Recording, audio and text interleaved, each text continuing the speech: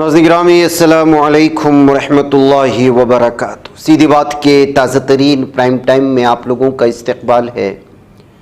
नाज़रीन गिरामी में अंसार अज़ीज़ नदवी इस वक्त आप लोगों के सामने कुछ अहम तरीन ख़बरें, कुछ वायरल वीडियोस और कुछ तनकीदी तज़्ज़िये लेकर के हाज़िर हुआ। नाज़रीन गिरामी, तमहीदी तफसीलात में जाने से पहले आप लोगों से जो दरख्वास्त होती है उस पर तवज्जो करने की अपील करूँगा। आइए नाज़रीन गिरामी, ख़बरों की जानिब बढ़ते हैं। क्या सवाल ये उठ रहा है कि आरएसएस के चीफ मोहन भागवत का हाल ही में दिया गया बयान, क्या वो बराह रास्त पीएम मोदी को निशाने पर ले रहे थे? क्योंकि उन्होंने इस बयान में कोई देवता और फिर भगवान बनना चाहता है ये कहते हुए तनकीद करने की कोशिश की थी, जिसको अब अलग अलग इस तलख तबसरे को लेकर के आरएसएस बीजेपी या आरएसएस मोदी के दरमियान जो बढ़ती दूरियां हैं उसको बयान करने की कोशिशें हुई हैं। दरअसल मोहन भागवत का यह तलख तबसरा जुमेरात को झारखंड के बिष्णुपुर में हुए एक प्रोग्राम के दौरान सामने आया। उन्होंने कहा कि कुछ लोग सुपरमैन बनना चाहते हैं, यानी देवता भगवान बनना चाहते हैं। मोहन भागवत के इस बयान को वज़ीर-ए-आज़म नरेंद्र मोदी पर हमला तस्वुर किया जा रहा है। दरअसल भागवत ने अपनी तकरीर के दौरान कहा कि क्या तरक्की की भी कोई हद होती है? जब हम अपने हदफ तक पहुंचते हैं तो देखते हैं कि अब भी बहुत कुछ करना बाकी है। एक शख्स सुपरमैन बनना चाहता है, फिर एक देव और फिर भगवान, लेकिन भगवान कहता है कि वो तो पूरी दुनिया है, कोई नहीं जानता कि उससे आगे भी कुछ है कि नहीं है। अंदरूनी और बाहरी दोनों ही तरह की तरक्की की कोई हद नहीं। एक हमेशा चलने वाला अमल है, बहुत किया जा चुका है लेकिन अब भी बहुत कुछ बाकी है। बहरकैफ नाज़रीन गिरामी, मोहन भागवत के इस बयान को सीधे तौर पर पीएम मोदी के खिलाफ हमला तस्वुर किया जा रहा है।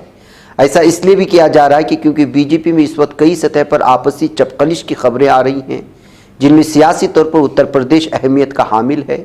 भागवत के बयान पर कांग्रेस कम्युनिकेशन डिपार्टमेंट की चीफ जयराम रमेश ने अपना रद्दअमल जाहिर करते हुए लिखा कि मुझे यकीन है कि खुद साख्ता नॉन बायोलॉजिकल वज़ीर-ए-आज़म को इस ताज़ा अग्नि मिसाइल की खबर मिल गई होगी, जिसे नागपुर ने झारखंड से लोक कल्याण मार्ग को हदफ बनाकर दागा है। तो नाज़रीन गिरामी, मोहन भागवत का यह बयान और वो भी पीएम मोदी पर दिए गए तलख तबसरे को लेकर इस वक्त जो है इस पर सियासत घुमासान मचा हुआ है। नाज़रीन गिरामी, उत्तर प्रदेश के बाद अब उत्तराखंड में भी कानवड़ के रास्ते में मौजूद दुकानदारों को मालिक का नाम लिखना होगा। किस तरह की नाज़रीन गिरामी इस वक्त सूरत हाल पूरे भारत में बनाए जाने की कोशिशें होती रही हैं।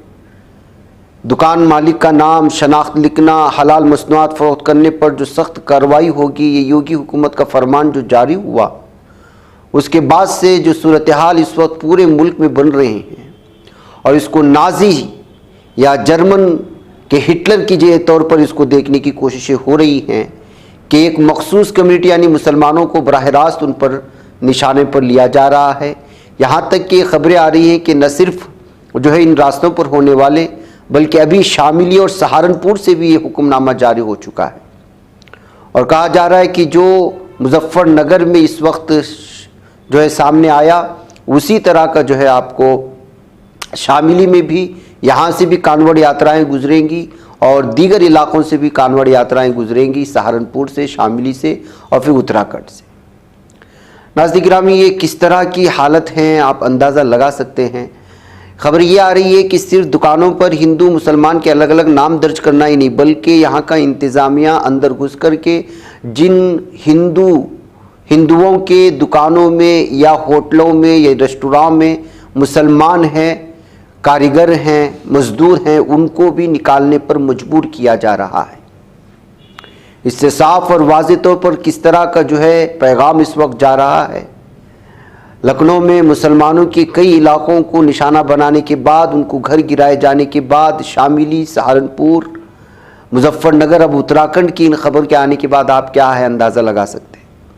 इस दरमियान में नाज़रीन गिरामी, जिस तरह से इस वक्त तोड़ने की कोशिशें हो रही हैं और जिस तरह बहुत सारे अलग अलग आवाज़ें भी निकल रही हैं, अपोजिशन के कुछ लीडरान बोल रहे हैं इस मामले में, लेकिन जाहिर सी बात है कि जो इस वक्त जो है जिसकी लाठी उसकी भैंस की मुतरादिफ जिस तरह दुश्मनी और असबियत मुसलमानों के तय पैवस्त कर दी गई है, अब उसमें जो है रत्ती बराबर भी हेरा फेरी इधर उधर नहीं हो रहा।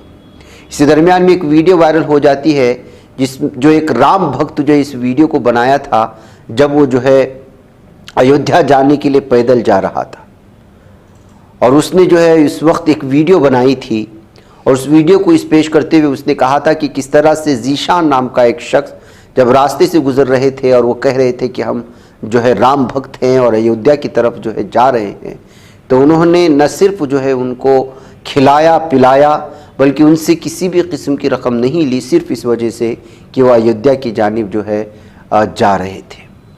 और ये वीडियो उन्होंने ख़ुद बना कर के इसको वायरल भी किया था। जब इस तरह के फ़ैसले आ रहे हैं तो ख़ुद कुछ हमारे वो हिंदू भाई जो इस फैसले से नाराज़ हैं और हिंदुस्तान में गंगा जमुनी तहज़ीब को जो नेस्तो नाबूद करने की साजिशें इस वक्त हिंदुत्व ताकतों की जानिब से हो रही हैं, उस पर जो है सरजनिश जो लोग कर रहे हैं वो इस तरह की वीडियोस को पेश करके कह रहे हैं कि जो चाहे जितना भी ज़ोर लगा ले लेकिन जो है वो हिंदू मुसलमानों की आपसी भाईचारगी को ख़त्म नहीं कर सकते, ये कहते हुए। इस वीडियो को सुनिए, फिर मैं अगली खबर की जानिब बढ़ता हूँ। सभी भक्तों को आज मेरे को बहुत खुशी हो रही है बताने में। मैं यहाँ से पैदल आ रहा था और हमारे ये नारियल पानी की दुकान है, इन्होंने मेरे को रुका और नारियल पानी पिलाया है।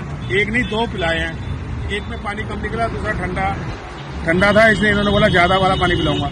और मैंने इनको पैसे देने लगा तो नहीं कह रहे नहीं राम यात्रा में जा रहे हो, अयोध्या जा रहे हो। और इस भाई ने मेरे को बोला है कि आपके नारियल पानी के लिए, और इन्होंने खाना और पेस्ट्री भी मंगा दी मेरे लिए खाने के लिए। मैं इन भाई का बहुत बहुत तहे दिल से धन्यवाद करता हूँ कि हिंदू मुस्लिम कुछ नहीं, अयोध्या राम के लिए सब बढ़ चढ़ कर हिस्सा ले रहे हैं। भाई आपका नाम क्या है? जिशाद खान। आपने मेरे से नारियल के पानी पैसे नहीं लिए, क्यों नहीं लिए? सर सेवा के लिए, बस आपके लिए, भाईचारे के लिए। देख लो मुसलमान भाइयों के भी मतलब राम मंदिर के उसमें है। अल्लाह इनकी मनोकामना पूरी करेगा और अल्लाह से हम प्रार्थना करते हैं इनका काम बहुत जोरों से चले, खूब चले और ऐसी इनकी श्रद्धा भाव बने रहे। जय श्री राम। जय श्री राम। जय श्री राम। इन्होंने मेरे खाने का भी इंतजाम करा है, देखो खाना भी मंगाया इन्होंने मेरे लिए और पेस्ट्री भी मंगाई है। मैं इनका तहे दिल से धन्यवाद करता हूँ। एक मेरे मुसलमान भाइयों के मेरे साथ इतना करा है और मैं इनका तहे दिल से धन्यवाद करता हूँ। जय श्री राम। जय श्री राम। जय श्री राम। नाज़रीन गिरामी, नफरत ख़त्म नहीं होती है। भौंकने वाले इस कदर भौंकना शुरू कर चुके हैं कि अंदाज़ा नहीं लगा सकते। ये कानवड़ यात्रा और इस तरह की तबसरे के बाद लोग एक एक तरह की नफरत फैला रहे हैं। आप देख लीजिएगा, ये गिरिराज सिंह है, यूनियन मिनिस्टर है, और ये हमेशा से मुसलमानों के ख़िलाफ़ ऐसा तबसरा और इससे नफरत भड़काता है जिसकी कोई इंतहा नहीं है।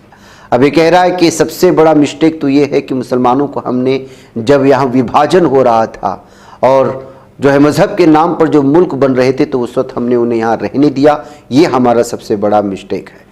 तो इस पर तबसरा करते हुए किसी ने लिखा कि आपके बाप दादा की ज़मीन नहीं है, आपके बाप दादा का मुल्क। अब इस तरह जाहिर सी बात है जब इस तरह की चीज़ें आती हैं तो सोशल मीडिया में लगातार जो है अलग अलग तरह की तबसरे तनकीदें शुरू हो जाती हैं, गाली गलौज शुरू हो जाती है। अब इनकी इस तबसरे को शेयर करते हुए लोग इनके जो है लगातार तनकीद भी कर रहे हैं और जाहिर सी बात है कि हिंदुत्व ब्रिगेड इनकी तायीद भी कर रहा है। नाज़रीन गिरामी, जिस तरह से इस वक्त सूरत हाल है आप अंदाज़ा लगाएं।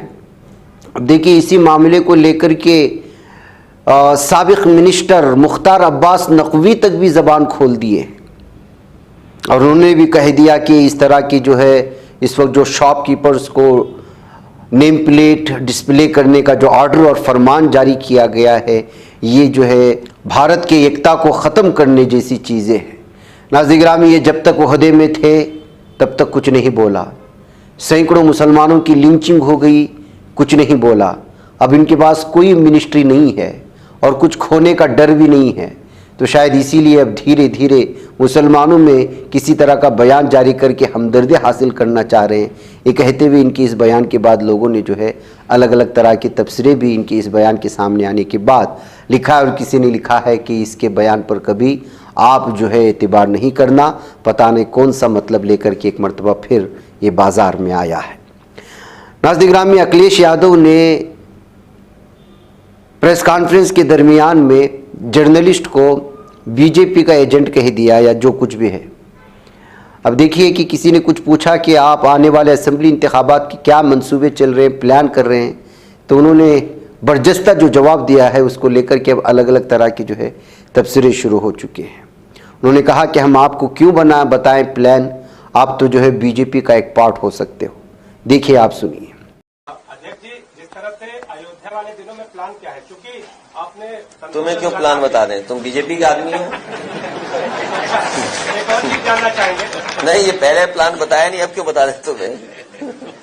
अगर आपको प्लान बता देंगे तो ये लाइव हो जाएगा प्लान हमारा।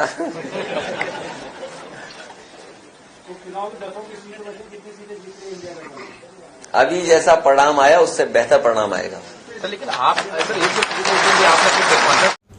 नाज़रीन ग्रामी, सईदा सादिया जो वाइस प्रेसिडेंट है एसडीपीआई कर्नाटका की, उनकी जो है इस वक्त ताकतवर बोल और उनकी बरजस्ता ज़बान, जिस तरह से इस वक्त जो है जिनको वोट देकर के लाया गया था वो मुसलमानों पर हो रहे लगातार जुल्म सितम के खिलाफ नहीं बोल रहे हैं, और जिन पर एतबार किया गया था वो नहीं बोल रहे हैं। तो एसडीपीआई की वाइस प्रेसिडेंट ने एक एहतिजाज के मौके पर खुल करके इन बातों का इजहार किया है, और वाकई में हकीकत है कि किस तरह से मुसलमानों के वोटों का जो है वो इस्तेमाल करते हैं, उसके बाद उन पर होने वाले जुल्म सितम के खिलाफ कोई आवाज़ नहीं उठाता। आप इसको सुने, मैं फिर लौटता हूँ। देखिए, ऐसा है, लोकसभा इलेक्शन के बाद से तो हिंदुस्तान जो है वो दुनिया में पूरी सुर्खियों में बना हुआ है, क्योंकि बीजेपी गवर्नमेंट की जो अचीवमेंट्स हैं और जो कंट्रीब्यूशन है, गैर इंसानी कंट्रीब्यूशंस और इनकी achievements in crime and corruption, वो पूरा मुल्क देख रहा है, पूरी दुनिया देख रही है। खास तौर से लोकसभा इलेक्शन के बाद से बीजेपी बहुत खुल के आ गई है अपने उन विंग्स के साथ जिनको हम बोलते हैं गुंडे, ठीक है ना। ये आपके बजरंग दल हो कि आपके आरएसएस के और जो भी वीएचपी वगैरह हो, कि इन्होंने एक नया खेल शुरू कर दिया है। अब मैं समझती हूँ आने वाले दिनों में ओलंपिक्स में ये गेम जाएगा इंडिया की तरफ से, या इंडिया का नेशनल गेम होगा लिंचिंग। खास तौर से मुसलमान हर तरीके से अंडर अटैक है, दाढ़ी हो तो अंडर अटैक, टोपी लगाए तो अंडर अटैक, और मुसलमानों की औरतें हिजाब पहनती तो अंडर अटैक, घर भी अंडर अटैक, मस्जिद अंडर अटैक, मदरसा अंडर अटैक, हमारा खाना पीना, यहाँ तक कि हमारे फ्रिज वो भी अंडर अटैक है। घरों से फ्रिज लेके जा रहे हैं ये देखने के लिए कि फ्रिज में हमने क्या छुपा रखा है। शर्म की बात है, इतनी नीच हरकतें और इस तरह की जालिमाना हरकतें अब तक इंसानी तारीख में नहीं हुई, जो ये नई अचीवमेंट्स अब लोकसभा इलेक्शन के बाद से बीजेपी दिखा रही है। क्योंकि हमारा साफ मानना है, बगैर किसी बैकअप के खुलेआम दिन की रोशनी में ऐसी गुंडागर्दी को नहीं की जा सकती। तो चूंकि ये जो खेल, खूनी खेल हिंदुस्तान की सरजमीन पे खेला जा रहा है, social democratic party of India, जो कि एक बहुत बड़ी पॉलिटिकल पार्टी है, कई स्टेट्स में एस्टैब्लिश पार्टी है, इंसानियत होने के नाते, क्योंकि हम दलित के लिए आवाज उठाते हैं, क्रिश्चियंस के लिए उठाते हैं, हम हर गैर इंसानी हरकत के लिए आवाज उठाते हैं, हमारी जिम्मेदारी है हिंदुस्तानी होने की हैसियत से, ये हमारी मॉरल ऑब्लिगेशन है कि हम इन लिंचिंग्स के खिलाफ आवाज उठाएं। तो सबसे पहले सीधे सीधे बीजेपी को सवाल है कि ये बंद होना चाहिए, और नहीं बंद होता है तो फिर क्या? तो फिर यही किसी तरह के आप देखेंगे कि प्रोटेस्ट जारी रहेंगे, क्योंकि हम चुप नहीं बैठेंगे, हम नहीं रुकेंगे। कोई भी ऐसी हरकत जो हमें लगती है कि इंसानियत के खिलाफ है, उस पर आवाज उठाई जाएगी। और दूसरा सबसे बड़ा सवाल, वो ठेकेदार पार्टी कांग्रेस कहाँ है? मुसलमानों के ठेकेदार बने फिरते हो, सेक्युलरिज्म का जो नकाब ओढ़े हुए हो, कहाँ हो तुम लोग? मुसलमानों से वोट बटोर बटोर के, मुसलमान लंबी लाइनों में लग लग के, ये जो बेशर्मों की तरह कांग्रेस को वोट दिया गया, इनके रिप्रेजेंटेटिव्स कहाँ हो? आज क्यों सांप सूंघ गया तुम लोगों को? आवाज नहीं उठाते तो तुम काहे के लीडर? तुम्हारी पार्टीज अगर ये गैर इंसानी हरकतें हो रही है मुल्क में, इनके खिलाफ बात नहीं करते पार्लियामेंट में। अब तो 50-50 तकरीबन हो गया ना।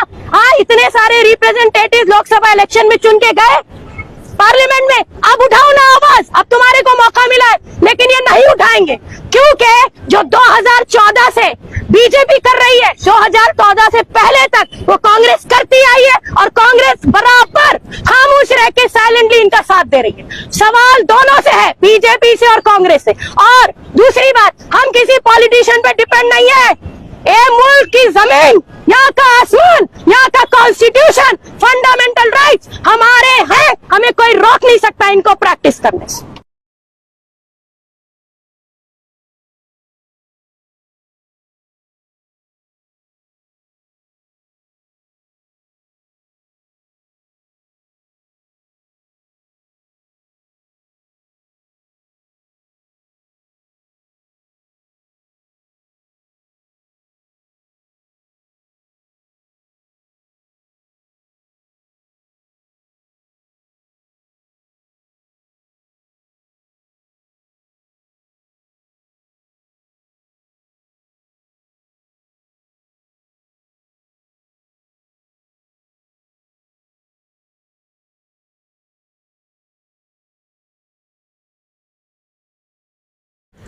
नाज़रीन गिरामी, पुलिस को इंसानियत का सपोर्ट करने के लिए, इंसानी खिदमत के लिए बनाया गया है।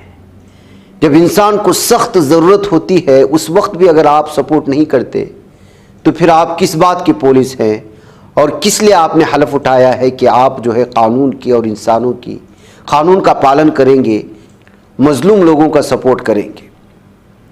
अब देखिए, बेंगलुरु के एक इलाके में हादिसा पेश आया जिसमें राहुल गौड़ा नामी, जिसकी उम्र 24 साल है, जो लॉ स्टूडेंट है, वो अपने घर वापस लौट रहा था तो उसी वक्त मोटरसाइकिल में से जो है ये हादिसा पेश आया। ज़मीन पर गिरा, सर को चोट लगी और लगातार ब्लीडिंग हो रही थी, खून आ रहा था। वहाँ कोई ऐसी सवारी नहीं थी कि जो है उसको ले जाया जाए। उसी मौके पर होयसाड़ा, जो यहाँ के लोगों की खिदमत के लिए जीप घूमते रहती है, उनको फ़ोन करके बुलाया गया और होयसाड़ा पुलिस अपनी जीप में उसको डाल करके हॉस्पिटल में पहुँचाने के बजाय वो रिक्शे का इंतज़ार करते रहे, एम्बुलेंस का इंतज़ार करते रहे। वहाँ मौजूद एक शख्स ने उनसे रिक्वेस्ट करता रहा कि जो है वो ब्लीडिंग हो रही है और उसको जो है पूरी तरह से किसी भी तरह से उसको अभी अर्जेंटली हंगामी तौर पर इलाज की ज़रूरत है, खून को रोकना है, बसूरत दीगर उसके जान को धोखा हो सकता है। लेकिन पुलिस सुनने को तैयार नहीं थी। 1 से 4 गाड़ियाँ थी और पुलिस से कहती रही कि हम पर्सनल के लिए इसको इस्तेमाल नहीं करते और अलग अलग तरह की चीज़ें करती रही। एक शख्स की जान जा रही है और पुलिस जो है उसको अपनी जीप में रख कर के हॉस्पिटल पहुंचाने के लिए राज़ी नहीं है, तो आप अंदाज़ा लगा सकते हैं किस तरह की है। अब यहाँ पर इस तरह की वीडियो जो वहाँ पर मौजूद थे लोग, उन्होंने बना करके इसको वायरल कर दिया है। बताया जा रहा है कि उसके बाद यशवंतपुर की ट्रैफिक पुलिस जो वहाँ पहुँची और दूसरे कार को बुलाया गया और फिर जो यशवंतपुर के एक हॉस्पिटल में उसको ले जा करके एडमिट किया गया। लेकिन सवाल यह है नाज़रीन गिरामी कि पुलिस इतनी देर तक वक्त गुजारी करती रही और एक सड़क हादसे में ज़ख्मी होने वाले शख्स को जो है इसी तरह ज़मीन पर तड़पते देखती रही, लेकिन उसको सपोर्ट ना करने की वजह से और इस वीडियो के वायरल होने की वजह से इस वक्त वहाँ पर मौजूद तमाम के तमाम पुलिस अफसरान के ख़िलाफ़ कर्नाटक में और बेंगलुरु में बिलखुसूस जो है बहुत ज़्यादा गुस्सा पाया जा रहा है। उन लोगों के ख़िलाफ़ कानूनी कार्रवाई करने का मुतालबा भी बढ़ता जा रहा है। नाज़रीन गिरामी, आइए एक और ख़बर की जानिब बढ़ते हैं कि इस वक्त केशव प्रसाद मौर्य ने खेल कर दिया है। चंद माह में ही जो है वज़ीर आला योगी की कुर्सी जा सकती है, ये कहते हुए समाजवादी पार्टी ने दावा किया है।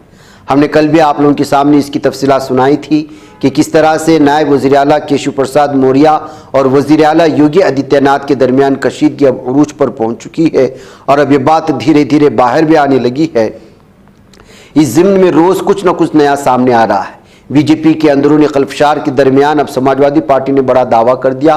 उसने कहा कि नायब वज़ीर आला केशव प्रसाद मौर्य ने खेल कर दिया है और अब चंद माह में वज़ीर आला योगी इख्तिदार से बेदखल हो सकते हैं।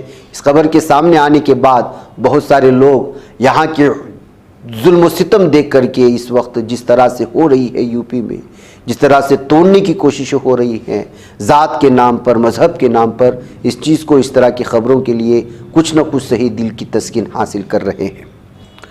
नाज़रीन गिरामी, क्या आप जानते हैं हालिया फ्रांस में जो इंतखाबात हुए और उसके जो नताइज आए उसमें फ्रांसीसी मुसलमानों ने बाएं बाजू की जमातों के साथ इत्तिहाद में 19 मुस्लिम कानून साजों को पार्लियामेंट के लिए मुंतखब करने में मदद की है और इस बात को यकीनी बनाया है कि इंतहाई दाईं बाजू को शिकस्त दी जाए। मुंतखब होने वालों में 12 ख़वातीन कानून साज भी शामिल हैं। कौमी शुमारियात ब्यूरो के मुताबिक 2019 और 20 में मुसलमानों ने फ्रांसीसी आबादी का 10 हिस्सा लिया। फ्रांस का आबादी का 10% मुसलमानों पर मुश्तमिल है और पार्लियामेंट में उनकी नुमाइंदगी तकरीबन 0.329 है। इसके मुकाबले में बरतानिया ने रिकॉर्ड तोड़ते हुए 25 मुस्लिम अरकान पार्लियामेंट हाउस ऑफ कॉमन्स के लिए मुंतखब किए, जो कि 6.0% आबादी के मुकाबले में पार्लियामेंट की 3.84 की नुमाइंदगी करते हैं। 8 जुलाई को फ्रांसीसी बाएं बाजू के इत्तेहाद इंतहाई दाएं बाजू की सबकत को पीछे छोड़ते हुए कानून साज इंतखाबात में सबसे ज्यादा नशिस्तें हासिल की, लेकिन वे अक्सरियत से कम रही। न्यू पॉपुलर फ्रंट बाएं बाजू के इत्तेहाद ने सिर्फ 180 से ज्यादा नशिस्तें हासिल की, मगर सदर इमानुएल मैक्रोन के मरकजी इत्तेहाद से आगे, जिसने 160 से ज्यादा नशिस्तें हासिल की हैं, और उसमें जो है लगभग 19 मुस्लिम कानून साज मुंतखब हुए, जो फ्रांस की तारीख में, फ्रांस की मुसलमानों की तारीख में अहम तरीन अहमियत के हामिल हैं। नाज़रीन, मुझे इजाज़त दें। अस्सलाम वालेकुम रहमतुल्लाहि व बरकातहू। बच पाता है कोई सहाफ़ी की निगाहों से, मिलाता है ये लोगों को मोहब्बत की पनाहों से।